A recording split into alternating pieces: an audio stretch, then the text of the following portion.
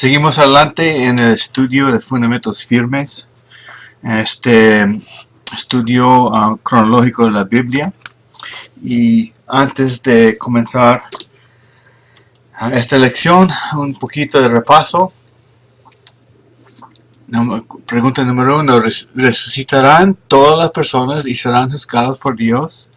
No hemos hablado tanto de estos detalles acerca de todos. La lección anterior hablamos de que Jesús es la resurrección y la vida, y que Él tiene poder de dar y quitar y resucitar la vida humana. Pero la realidad de la Biblia es que sí, todos se van a resucitar. Todas las personas, hayan creído las palabras de Dios o no, resucitarán un día y serán juzgados por Dios. Va a haber un momento cuando Dios dice, este es el pecado de cada uno y este es el juicio. Todos se van a resucitar. Unos van a su lugar eterno en la presencia de Dios, otros van al castigo eterno. ¿Por qué Lázaro? ¿Recuerdan a Lázaro? ¿Por qué no tenía que esperar hasta el día final para resucitarse? Recuerda que lo que Jesús hizo con él. Es porque Jesús estaba ahí. Él es la vida. Él es la resurrección. Él es Dios. Él creó todas las cosas. Así que puede dar vida a los muertos. Y así es. Los que mueren físicamente, eso no quiere decir que eso es el fin de su existencia. El ser humano fue creado para existir para siempre. Tiene un principio, pero su existencia no tiene fin. Pero la existencia no quiere decir vida. La vida es la presencia de Dios, de acuerdo, en relación agradable con Dios. Eso es la vida en la Biblia. Pero sí existe. Y Jesús podía dar vida a Lázaro, y Lázaro iba a morir físicamente 2 veces, pero nunca iba a morir en cuanto a su vida en la presencia de Dios. Muere físicamente, pero vive eternamente en su ser. Y aún después de morir la segunda vez Lázaro, Jesús lo va a resucitar de nuevo, pero la última vez, que va a vivir para siempre. ¿Qué quiso decir Jesús cuando dijo que los que creen en Él nunca morirán? Quiso decir que nunca estarán separados de Dios. La separación de Dios es el significado de la muerte. Nunca estarán separados de Dios en el fuego del castigo eterno. Los que creen a Él, los que creen en Él, nunca van a ese lugar. ¿Sabía Jesús antes de ir a Betania que Lázaro había muerto? ¿Eso sabía de antemano? Pues claro que sí, es Dios. Sabe todas las cosas. Él sabía. Y eso se demuestra en los planes que Él comentó a los discípulos. Y a propósito, quedó más tiempo donde estaba. Y no quería ir de una vez a sanar a Lázaro de la enfermedad que tenía. Quería mostrar más de lo que era, más de su poder, y levantarlo de la muerte. ¿Por qué Jesús planeó resucitar a Lázaro? Para demostrar su poder, a fin de que la gente viera cuán grande y poderoso es Dios. Para que la gente viera cuán grande y poderoso es Jesucristo. Es lo mismo, es decir lo mismo. ¿Por qué lloró Jesús? Recuerda cuando llegó al grupo de personas en luto por la muerte de Lázaro. Los vio, Jesús lloró. ¿Por qué lloró? ¿Recuerdan? Estaba triste de ver los problemas que el pecado y la muerte le causaron a todas las personas. Y se identificaba con la pena o la tristeza de la gente. Se identificaba, sentía esa tristeza de ellos. Jesús, Dios, tiene emociones, nos dio emociones. Eso es parte de lo que es ser creado a su imagen. ¿Por qué los sacerdotes y los fariseos no estaban felices de ver a Jesús hacer estos grandes milagros? Ellos sabían y varios vieron milagros grandes de Jesús, y aún después de ver los milagros no creían. Muchas personas dicen, si Dios me da un milagro, le voy a creer. Pero eso no es verdad. Si no creemos por el mensaje de Jesús, lo que ya tenemos grabado, no vamos a creer. Así somos. Y ellos no creyeron, no estaban felices. Tenían miedo de que el pueblo hiciera rey a Jesús, y de que los romanos culparan a los líderes judíos y los sacaran de su posición, los sacaran de su posición de poder y riqueza. Tenían celos, miedo, enfocándose en sí mismo, querían mantener su propia autoridad y poder. No querían ser honestos en la presencia de Dios, no querían humillarse. ¿Quién estaba guiando a estos hombres? Pues su propia naturaleza, sin duda, pero también Satanás estaba 100% de acuerdo con lo que estaban haciendo. Y tenemos momentos cuando se ve con claridad que Satanás está obrando en la vida de personas que oponen a Dios. En esta lección, disculpe, una pregunta más. ¿Por qué Satanás quiere que la gente crea en la reencarnación o en cualquier otra filosofía o religión o idea espiritual? ¿Por qué Satanás quiere que la gente crea en todas esas cosas? Pero en la reencarnación, quiere que piense que no tendrán que sufrir el juicio de sus pecados y la separación eterna de Dios en el lago de fuego. No quiere hacerles a la gente reconocer eso. Pero Dios tiene que juzgar la injusticia. Dios es perfecto. Tiene que llegar ese día cuando juzga todo el pecado. Esta lección, Jesús amó a los niños y enseñó al joven rico. Vamos a ver una actitud de Jesús acerca de los niños y acerca de este rico. Para comenzar, parecido a una parábola, una historia de tres personas. Un hombre de negocios, bien vestido, entró en la sala de espera de una prestigiosa empresa. Le presentó su tarjeta a la recepcionista, quien cortésmente le ofreció café y le pidió que tomara asiento mientras verificaba si el presidente podía atenderlo. Al rato, condujeron al joven a la oficina del presidente y tuvo una charla de negocios con él. El presidente era cordial, escuchó al joven, pero después de un breve lapso, la visita finalizó amablemente.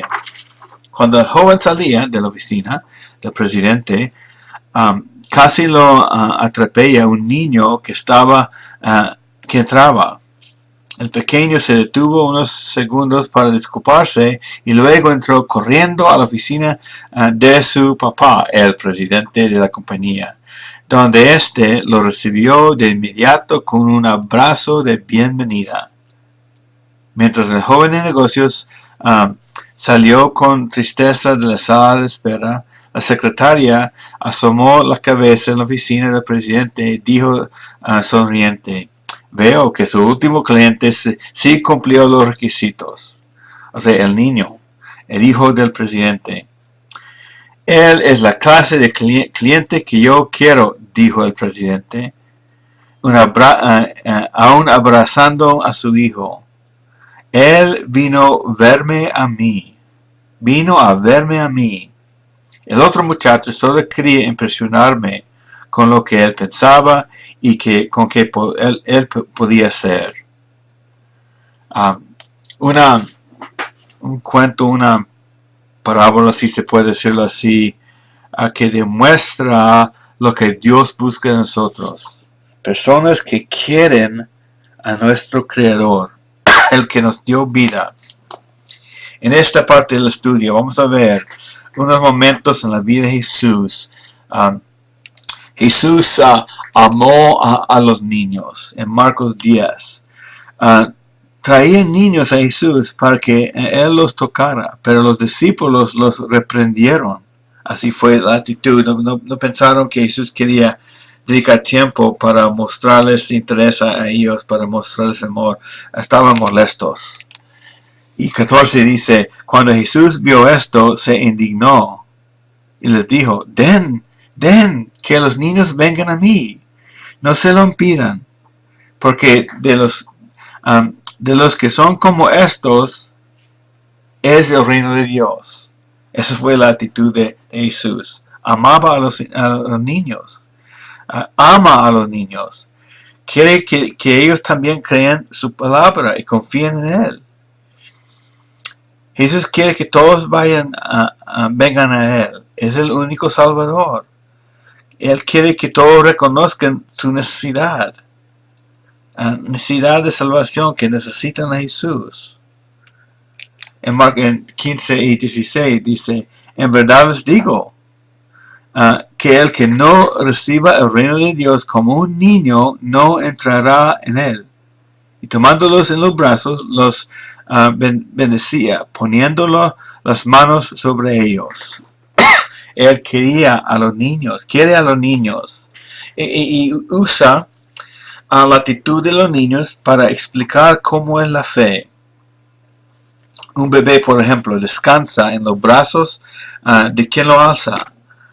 No tiene miedo de que lo dejen caer, ¿no es cierto? Confía en quien lo sostiene y cuida de él.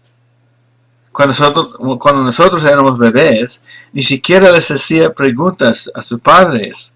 Creíamos lo que ellos decían.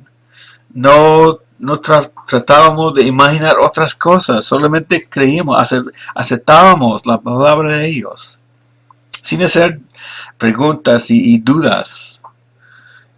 Cuando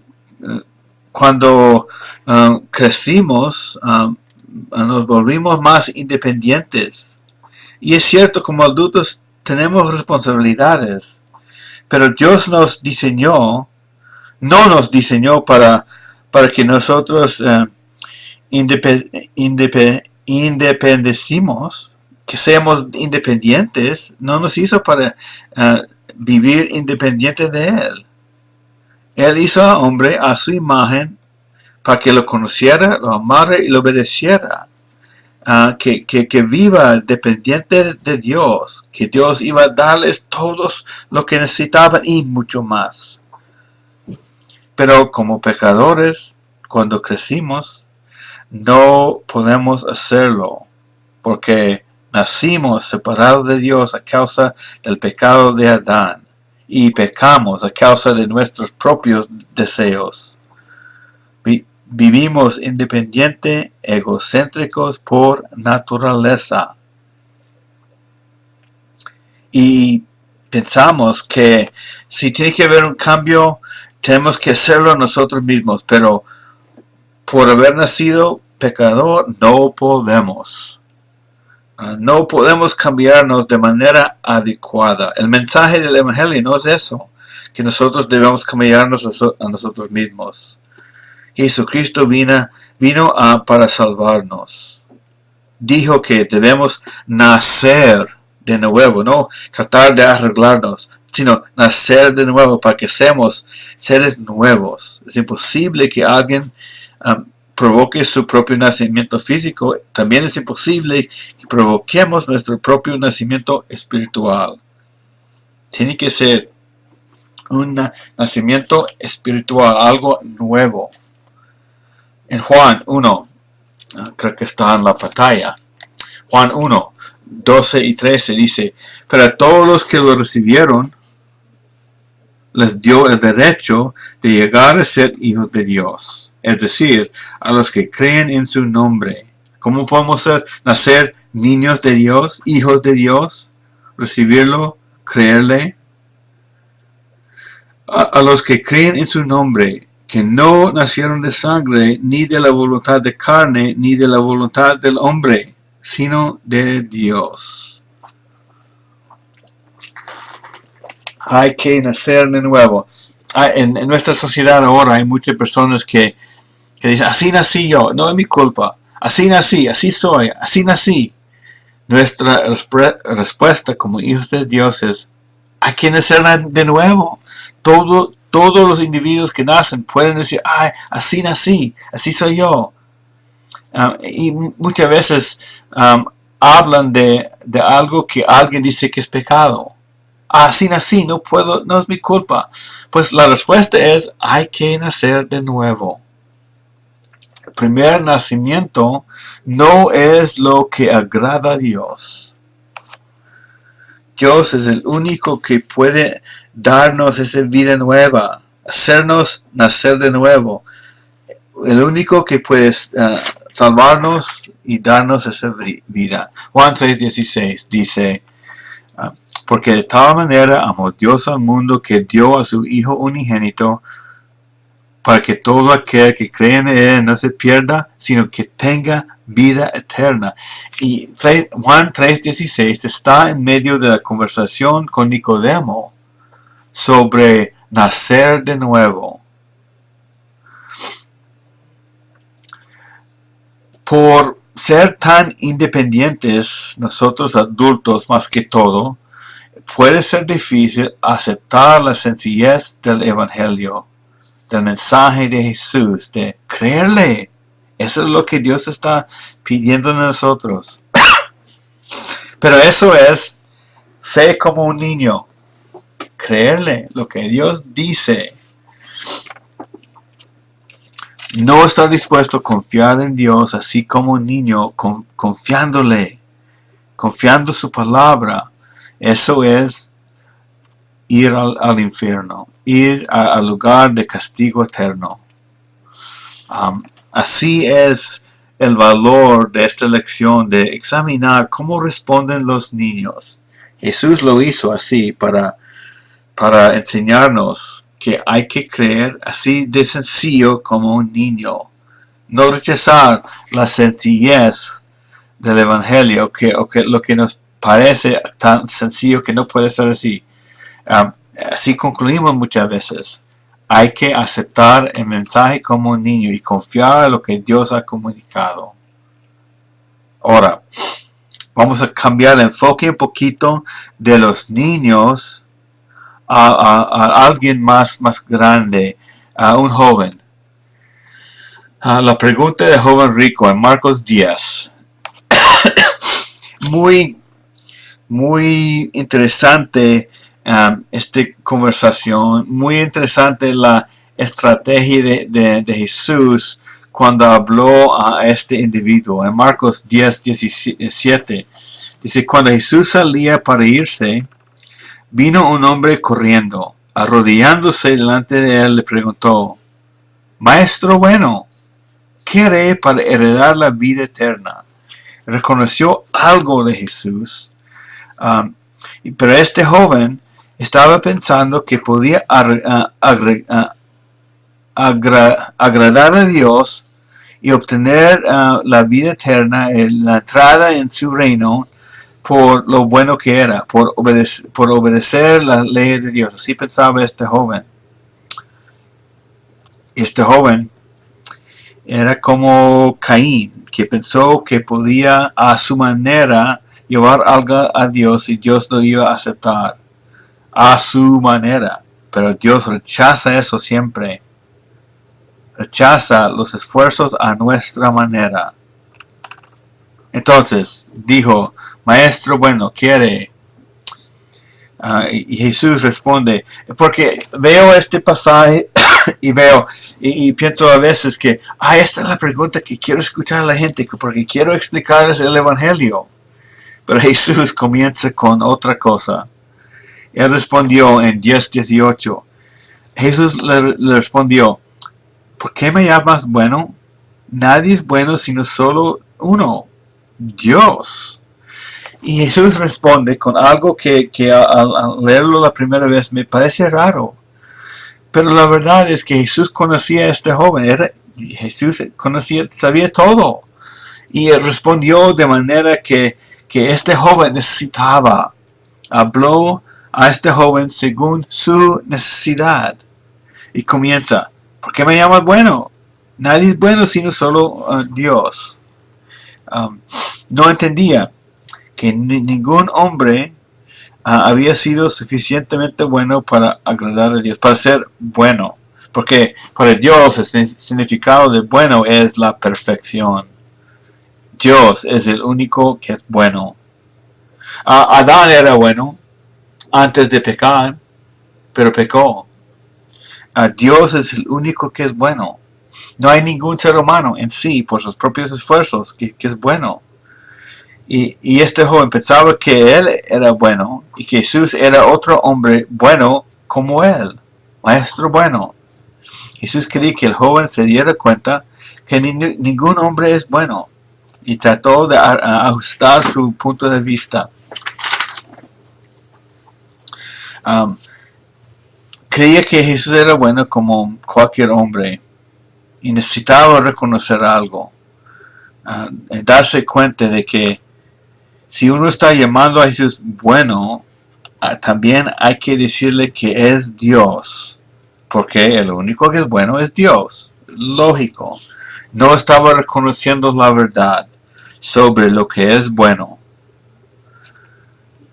El camino de la ley. Marcos 10, 19 y 20.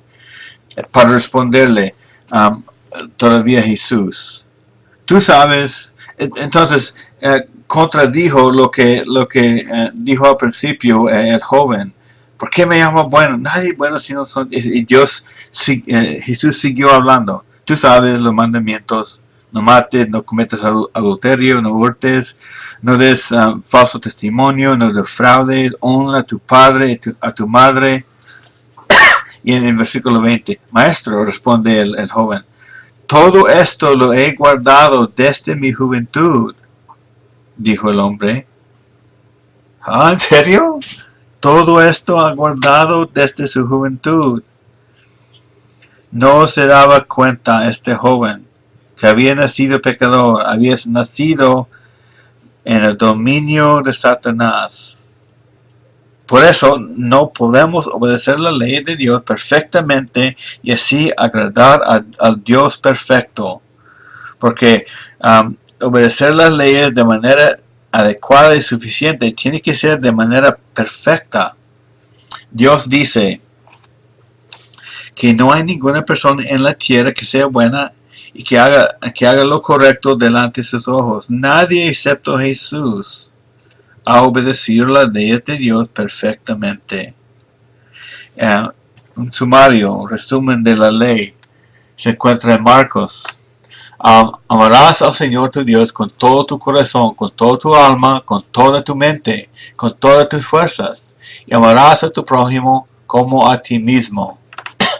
Realmente dos enfoques. Amar a Dios, amar al prójimo. De manera perfecta, así es la ley. La ley es un solo paquete. Hay que obedecerlo de manera perfecta para que Dios nos reciba según la obediencia. ¿Hemos hecho eso? Amar a Dios más que cualquier otra cosa, con todo lo que somos, y amar al prójimo como a nosotros mismos. Que seamos honestos. No hemos obedecido perfectamente la primera parte de la ley. Hay que ser honestos. He hecho algo contra mi prójimo alguna vez, aunque sea pequeña. La ley exige obediencia perfecta. Así es la cualidad de la santa ley de Dios. Y la conclusión es que no podemos. Camino de la ley. Dios no solamente ve lo que hacemos en lo exterior, por fuera. Dios ve el corazón, la profundidad de lo que está dentro de nosotros. Hebreos 4:12 dice, la palabra de Dios es viva y eficaz, penetra hasta la división del alma y del espíritu. Es poderosa para discernir los pensamientos y las intenciones del corazón. Si estamos pensando en quitar algo de alguien, hemos robado en la vista de Dios. Si un adulto o un niño se somete en apariencia a alguna autoridad, pero está enojado en su corazón o obedece a regañadientes, a pecado delante de Dios. Dios ve lo interior, los planes que tenemos, las actitudes que tenemos, juzga basado en lo que ve. Dentro de nosotros, por fuera, lo mismo. La razón de todo eso. Nacimos pecadores. El pecado pasó de Adán a toda la raza humana. Todos somos pecadores. Necesitamos la misericordia y gracia de Dios. Todos los descendientes son pecadores.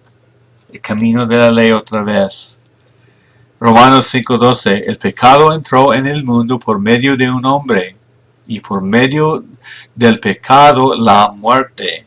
La consecuencia es la muerte, separación de Dios.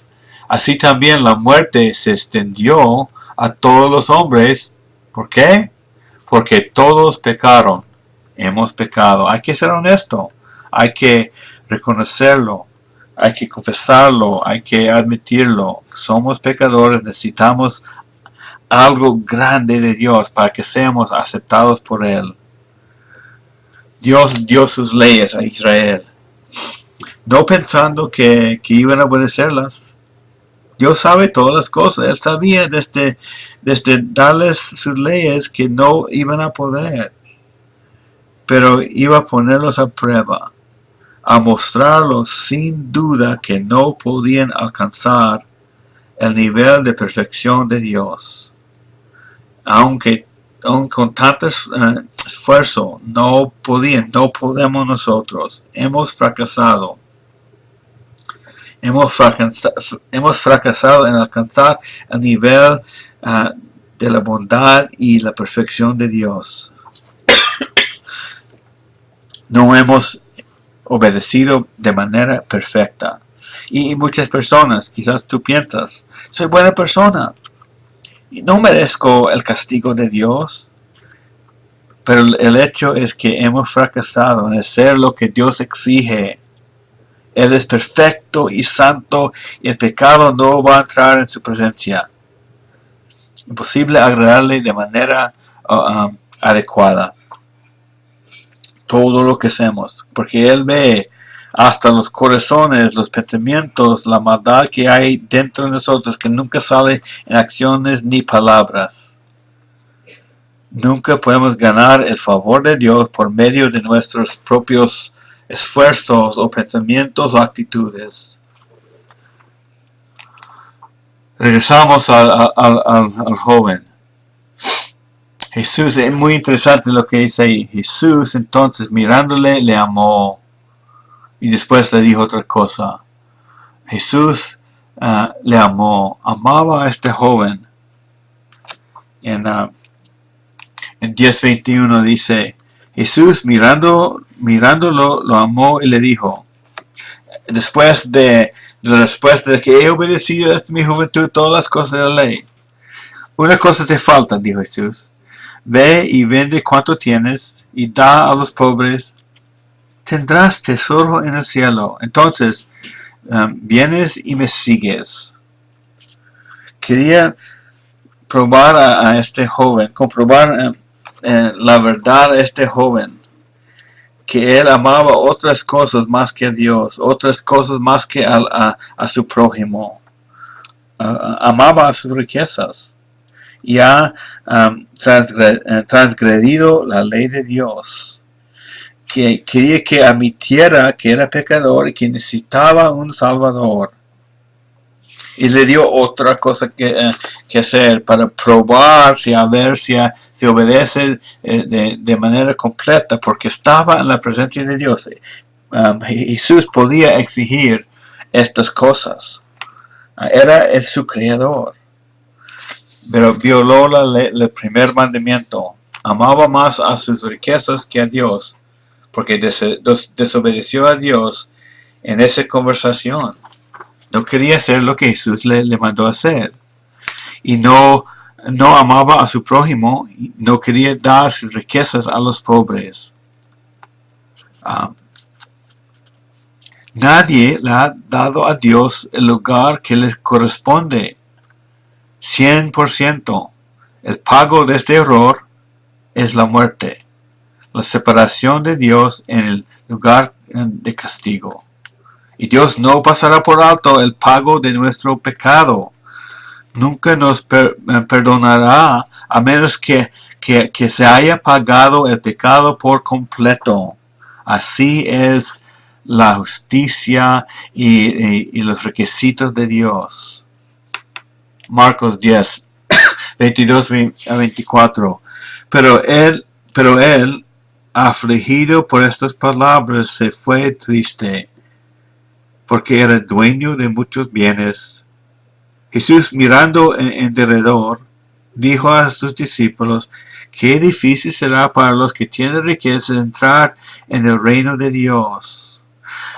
Qué difícil es. Y eso no es decir que es malo ser rico. Jesús está diciendo que muchas personas aman más a sus riquezas que a Dios.